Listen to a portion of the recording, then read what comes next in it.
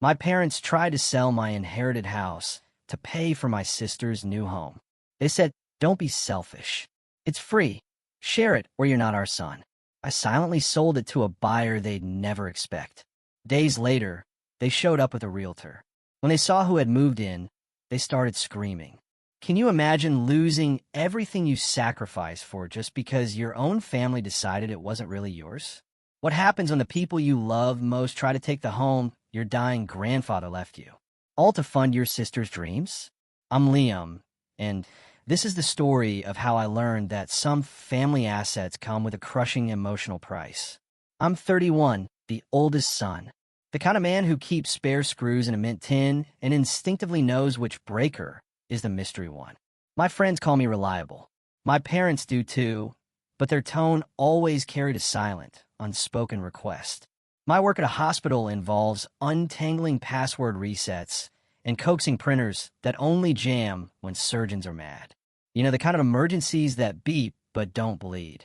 2 years before my grandpa died, I moved into his house on Birch Lane. Small, brick, with a steep roof and a garage that smelled of oil and old baseballs. The stairs had grown mean to him, and memories were sliding off his brain like eggs from a nonstick pan. I set up a cot, then a real bed in the guest room, and soon a whole routine. When he passed, he left me the house. His will, written in a shaky hand, simply stated, "Because you stayed." The lawyer read that line, and I had to step outside just to breathe. Then there's Sophie, my 26-year-old sister. She could sell sunlight back to the sky. She's pretty, utterly convincing, and always collecting plans for an ideal life. Open concept kitchens, though she'd never cook, spa bathrooms, a yard for a dog she hadn't met yet. Every family gathering became a Sophie slideshow. Mom would sigh, a sound of blissful approval. Dad would nod like he was signing a contract.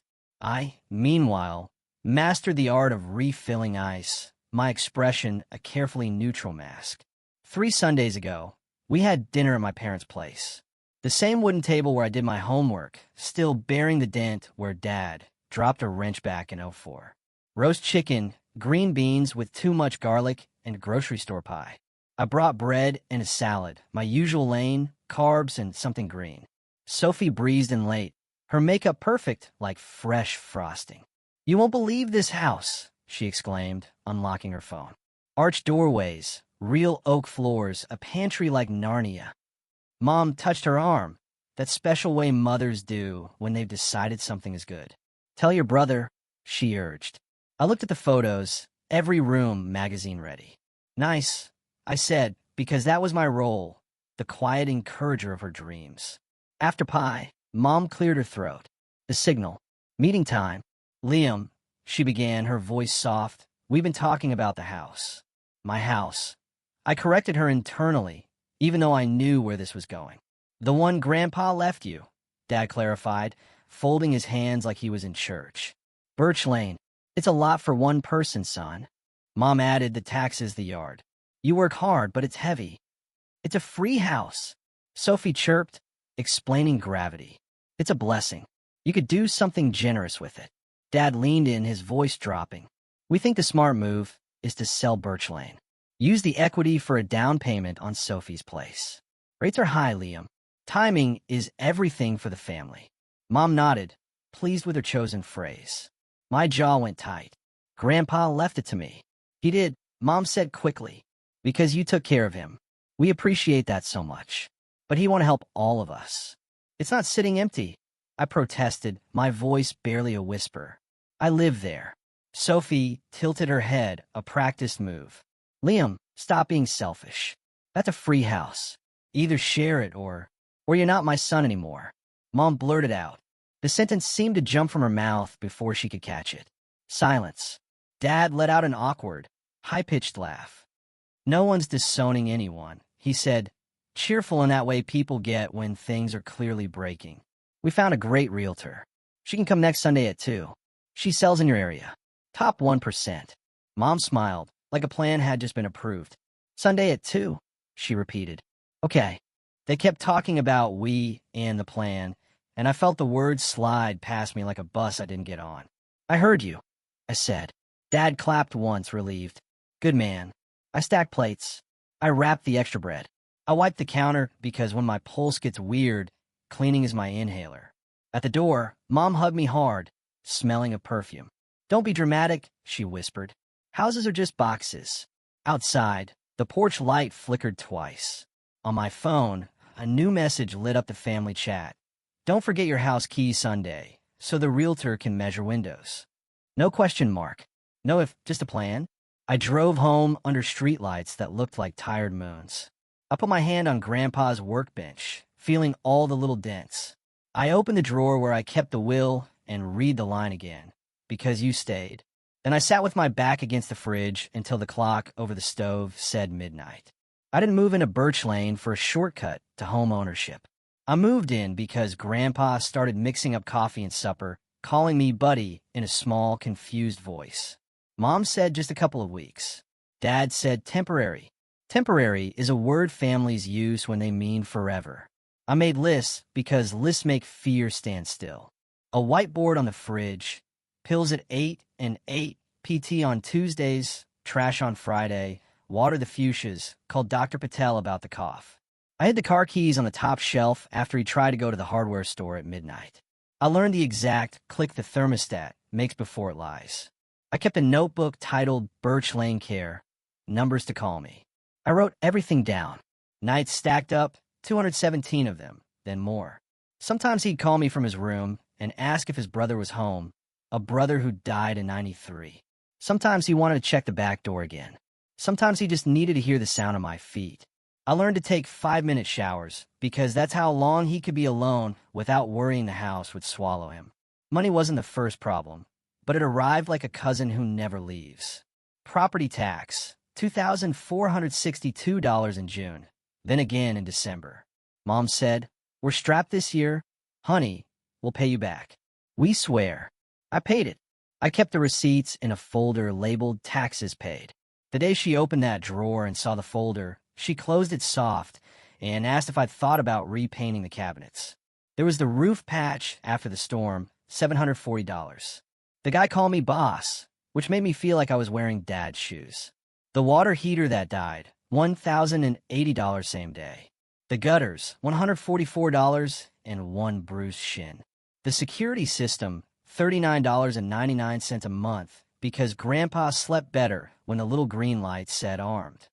He stopped wandering as much when I stuck a bell on the back door. I started to sleep again, inches at a time. Sophie would show up with succulents and her iPhone camera. When you sell, she'd say, tapping a load-bearing wall with her manicured nails, "You'll knock this down. You have to do open concept." She said sell, like the seasons would change without me. Mom came by with soup and notes like I was a babysitter. "He ate 2 minutes ago," she'd write on. Masking tape, as if I couldn't read the lid. Dad would fix small things, tighten a hinge, change a smoke detector battery, then stand with his hands on his belt like a proud contractor. Before he left, he always said, "Call if you need anything." Then his phone would ring. He'd wave and be gone. Grandpa's hands got shakier. Mine did too. I learned to count breaths while waiting for test results. I learned the taste of panic at 3 a.m. and the relief of a nurse's calm voice. When Grandpa forgot my name for the first time, he said, "You," and pointed at his heart. I said, "Yeah," and pointed at mine. We both laughed to keep from crying. He died in spring. The funeral was short because he hated when things went long. The will was simple.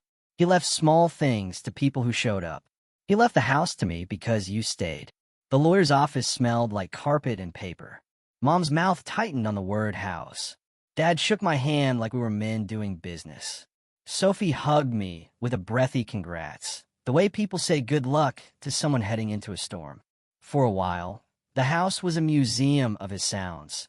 The percolator's sputter, the squeak of the hall floor, 2 boards from the bathroom. I thought about renting out a room. I thought about painting the cabinets white like Grandpa used to threaten and never did. I did none of it. I watered the rose bush and sat on the back steps, and I didn't answer texts. Then the just thinking messages started. "Mom, just thinking prices won't be this high forever." "Dad, just thinking Sophie and Matt found a place. We should leverage Birch Lane now. Family asset." "Sophie, Just thinking we put your house in a family trust so it's protected. You can stay for a bit, then we transfer it to me later. Win-win. Protected from what? I wanted to ask. From me? Well, I didn't reply fast enough. Dad called. It doesn't make sense for you to rattle around alone in a 3-bedroom, son. I'm not rattling, I said. I'm living. Don't be difficult, he said gently, which is how he says, obey. They started treating Birch Lane like a project they had already funded. Dad came to measure for the listing, even though nothing was listed. Mom put blue painter's tape on the trim and said, buyers notice the little things. Sophie brought her boyfriend to just visualize. I changed the locks. Mom cried on the porch and called me cruel. I let her in anyway because the muscle memory of being good is strong. I made a list because lists are my religion when reality starts to blur. I wrote down every payment I'd made since moving in. Taxes for $1,924. Water heater, $1,080. Roof, $740. Security system, $399 plus monthly. Furnace repair, $285. Gutters, $144. Electrician, $360 for the hallway short. Miscellaneous, $1,200, which is adult for money I didn't plan to spend. I stopped at $9,132 because the number made my chest feel tight and because I didn't want my love to look like an invoice. They ramped up. Mom texted the group chat. Family decision. We list in September. Realtor Sunday at 2 o'clock. Be decent. I looked at Be Decent and laughed once. Dad left a voicemail about the greater good, like we had a board and a mission statement. Sophie sent a voice note, sweet and sharp. You know, I'd do the same for you, which was funny because I already had a house. I called a lawyer because my feelings were starting to feel like quicksand. Miss Beck wore square glasses and didn't look at me like a child. She read the will and the deed. The house is yours, she said. You don't have to show it. You don't have to list it. If anyone tries to show it without permission, call me. They'll say I'm selfish, I said. They will, she agreed. People use that word when your boundary benefits you and not them. I paid her. It felt like buying oxygen. That night, I found a birthday card Aunt Lydia sent me 3 years ago. She's Grandpa's sister, older, banned from holidays after a fight everyone calls boundaries. The card had $5 bills taped inside and 4 words in her spiky hand. You are not a mule. I put the card in my pocket and slept like a person with a plan I hadn't formed yet. I called Aunt Lydia the next morning. She picked up on the second ring. She still says my name like a password, slow, to be sure it's me. You good? She asked. No, I said. I'm calling. We met at a diner off Route 7 with coffee that tasted like cardboard and pancakes that tasted like childhood. She slid into the booth like someone who expects to be told to leave. No one told her to leave. We ordered eggs. I told her everything. She listened, chin in her hands, not making her face into a show. When I finished, she said, your mother hates the feeling of no. Your father avoids hard rooms. Your sister thinks, needs, or wishes with better lighting. What do you want? No one had asked me that yet. I want quiet, I said. I want Birch Lane not to be a stage. I want to stop being the mule. Lydia smiled. Keep the house or sell it, but you decide. I can't sell it to them, I said. I can't sign papers and then drive by and see Sophie plus Matt painted on a mailbox over the number I learned to memorize when I was 10. Then don't, she said. Sell it to me. I stared. Are you serious? I've been saving, she said. I rent a 1-bedroom over a florist. It smells like lilies and loneliness. I want a yard. I want a garage. I want to paint a kitchen whatever ridiculous color I want. I can pay cash. We'll do it clean. Fair price. No showings. Your mother already doesn't speak to me. Let her keep not speaking, but from farther away. My brain did 2 things at once. Imagine Mom's face and felt my shoulders drop an inch. Is this petty? I asked. This isn't about revenge, she said. This is about closure. It's an off-ramp. We met Ms. Beck the next morning. We looked at comps. Lydia named a number I didn't have to squint at to see was fair. Ms. Beck wrote guests in big letters. Closing Thursday at 10 a.m. because sooner is kinder. We signed paperwork with black pens. The clerk stamped things. Stamps are small thunder. On Wednesday, I packed without making packing into a movie. Tools, photos, the percolator, Grandpa's pocket knife with the nicked handle. I left the couch that squeaked because Lydia liked the squeak. I left the curtains because Grandpa did.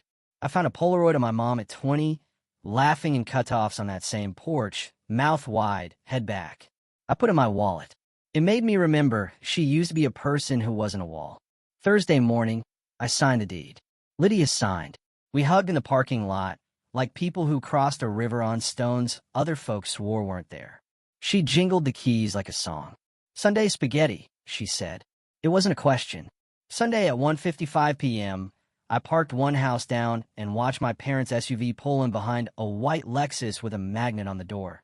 Darlene, top 1%. Sophie got out in a sundress. Mom wore lipstick the shade of a stop sign. Dad had a folder. They marched up the walk like a parade. Darlene rang the bell. The porch light clicked on. The door opened. Lydia stood there in Grandpa's flannel. Hair up, paint on her hands. A plant already lived on the hall table. A rug I'd never seen was down. The house looked like itself, and like it belonged to someone again. Mom's face turned 3 colors. "What is this?" she whispered and shouted at the same time. "Hello, Elaine," Lydia said, polite like knives. Dad blinked. "You can't be here."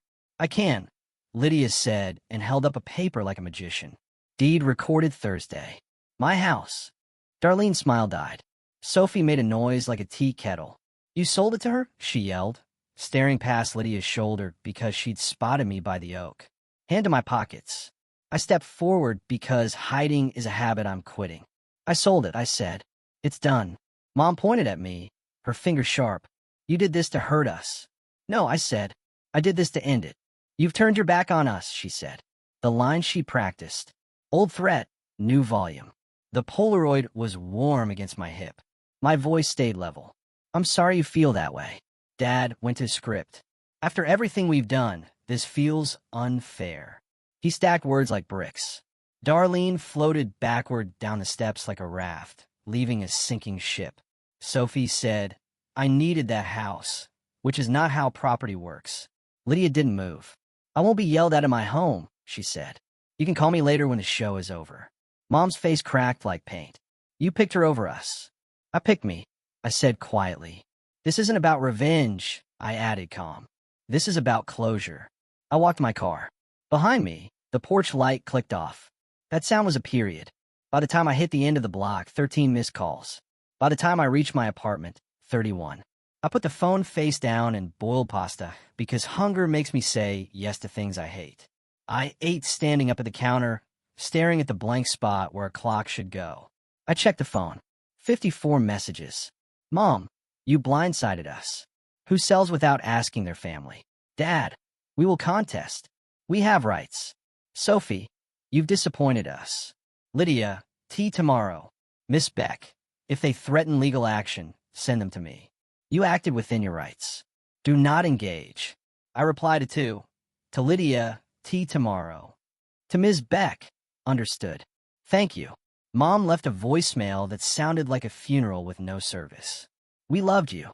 We raised you. Houses are for families. Your grandfather would be ashamed." I stopped at halfway. I know the rest of the verses. Monday, the gossip machine warmed up. Cousin Jake, "Bro, what happened?" Aunt Rita, "Your mother is devastated. Apologize." A neighbor sent a screenshot of Mom's Facebook post. "Some people value money over blood. Pray for us."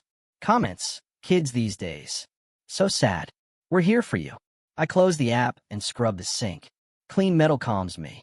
Dad emailed a document titled, "What We've Done For You." It listed things like braces, soccer practice, my first laptop. The last line, "We invested in you. Time to invest in family." I didn't reply. I forwarded it to my therapist with the subject line, "Is this an invoice?" She wrote back, "It's bait. Don't take it." Sophie escalated with theater. She sent a Venmo request for $60,000 labeled House Fund. "Do the right thing." I declined. She sent a question mark. Then, "You're avoiding responsibility." Then called 37 times on Tuesday. I blocked her because my heart tried to leave my body each time her name lit the screen. Mom tried nostalgia. "Remember Disney? Remember your first bike?" Remember watermelon on the porch. Memory is a soft-edged weapon. I put my phone on Do Not Disturb and went for a walk because the sun existed and I wanted proof I could feel it. They tried legal. Dad CC'd me and Ms. Beck on a letter with words like undue influence and fraud. Miss Beck answered like a scalpel. Unfounded. Deed transferred for fair market value between competent adults. Further contact through counsel. Nothing after that except a one-liner. We'll see. Which is what people say when they won't. Sophie posted a crying video in her car with a Bible verse in the caption. People sent it to me like it was news footage. I put my phone in a drawer and went to bed at 9:30 like a 70-year-old. Tuesday, I had tea with Lydia in the Birch Lane kitchen. She'd hung a small clock and a photo of Grandpa holding a fish. The house felt relieved. We drank tea out of mugs that didn't match. She handed me my spare keys and a Ziploc. You left these, she said. She also gave me the pocket knife I'd forgotten in the junk drawer. You'll want this later. They're going to keep coming, I said. Of course, she said. They need yes, more than they need your help. What do? I asked. Nothing heroic, she said. Eat your toast. Say no, without a paragraph. Block when your heart rate jumps. Go home when you need to. Build a life that isn't a reaction. I went home and set up an automatic transfer for the first of the month, $1,650. The exact number my parents used to float as my share for the greater good. Watching that money hop into my own savings felt like flipping a breaker back on. Wednesday, Mom appeared at the hospital cafeteria like a ghost. We're talking, she said, already sitting. I'm at work, I said. She leaned in. You humiliated us. We brought a realtor to your house. And you. It wasn't my house anymore, I said. You owed us a chance, she said. I owe Grandpa. I corrected her. I stayed. I paid. He left it to me. Her mouth pinched. Don't throw that in my face. I'm laying it on the table. You try to list my home. I said no. If you keep this up, don't expect us to treat you as family, she said. Softer now, deadlier. If that's what you need to say today, I said, steady. Okay. Her eyes went bright. Therapy has poisoned you. This isn't about revenge, I said. This is about closure and boundaries. She stood so fast the chair squeaked. Enjoy your little apartment. I will, I said. That night, Dad called from a block number. Family meeting. Come over. No, I said. Don't be like this. No, I repeated. No paragraph. It felt like stepping onto a dock and finding it solid. They tried a new strategy, other people. A cousin I don't see messaged a sermon about honoring parents. A neighbor stopped me by the mailboxes. Your mother is heartbroken. I know, I said. I can't fix it. Miss Beck emailed to say Dad called her office to propose a deal. She told him there was no deal. He told her I was ungrateful. She told him not to call again. Small good things happened. I wrote them down because my brain likes to count. Slept 7 hours. Ran 2.5 miles without stopping. Ate breakfast sitting down. Answered 3 emails at work without rereading them 4 times.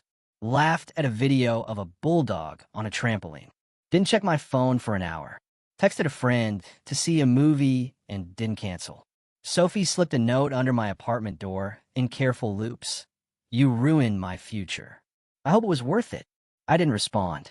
I folded the note, then unfolded it, then put in the trash. My hands shook for 5 minutes. Then they didn't. On the second Sunday at 2, the old Realtor hour, I made pancakes with blueberries and listened to the game on the radio. The DJ told a story about a guy who built a boat in his garage over 2 years, 1 plank at a time. I flipped a pancake and thought, asterisk, that's how this works. Board by board. Asterisk, Lydia texted me a photo of the oak with a ribbon around it that said, we stay. She wrote, neighbor brought lemon bars. I wrote, yes. She left a plate on my stoop with a post-it, take 2. I took 3. The call started slow, not stop. Stories like to run even after the credits, but slow enough that my body noticed. I moved the Polaroid of my mom to the fridge with a magnet shaped like a fish. It reminded me she was a girl once. Laughing on a porch before life taught her that volume works. On Wednesday, Dad sent 1 more email. We can fix. Bianca looked like she'd stepped off a magazine cover. Marco like a walking hair product ad. There were no kids. The light was perfect. The caption read, "Family Forever." I looked at the photo, feeling a strange blend of anger and relief.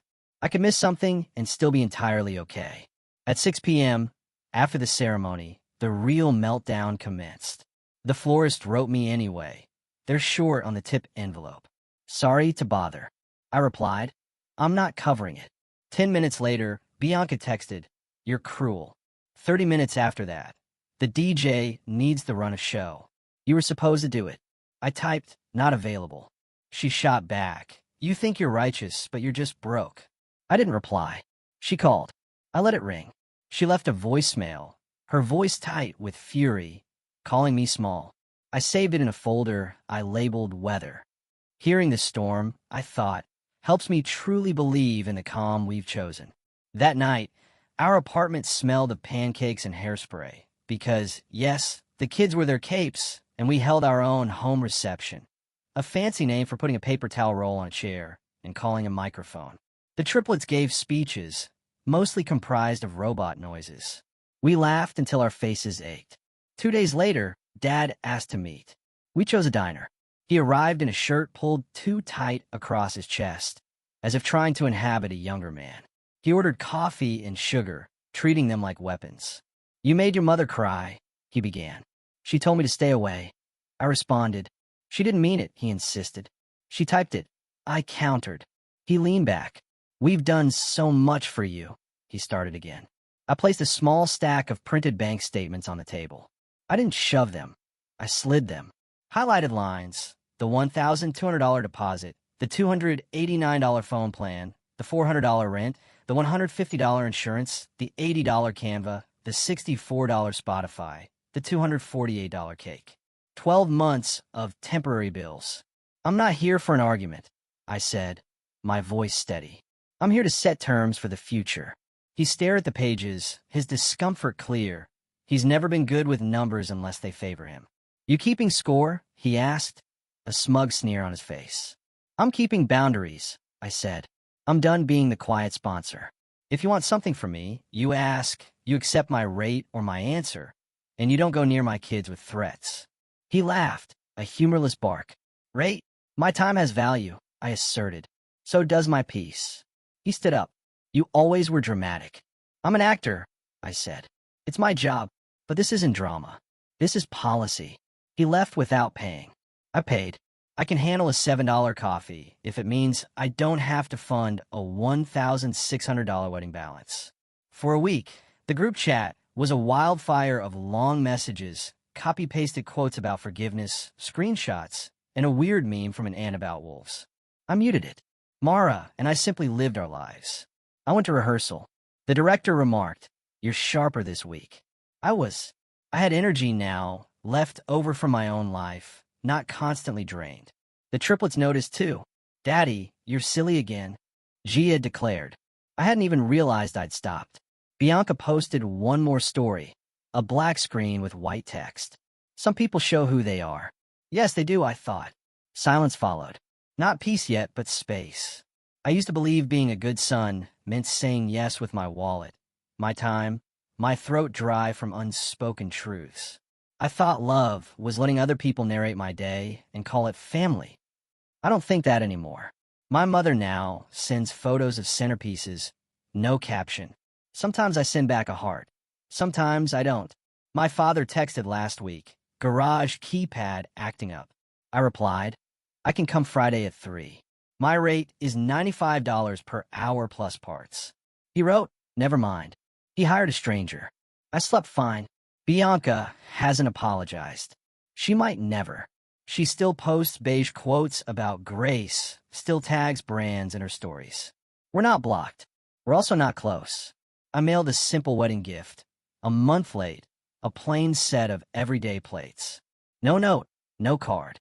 They can eat on them or throw them away. Either choice is theirs to make. At home, we are quieter, not silent. The triplets don't do silent, but quieter in my head. We built a budget that doesn't include family emergencies as a hidden line item. We started a jar labeled camp, where the kids draw their initials with markers that stain. We toss in 5s and 1s, and they clap for a 5 like it's a miracle. And you know what? In a way, it truly is. So, after hearing all this, I have to ask, what would you have done in my place? Have you ever had to draw a hard line with family like this? Let me know in the comments below. I really want to hear your thoughts.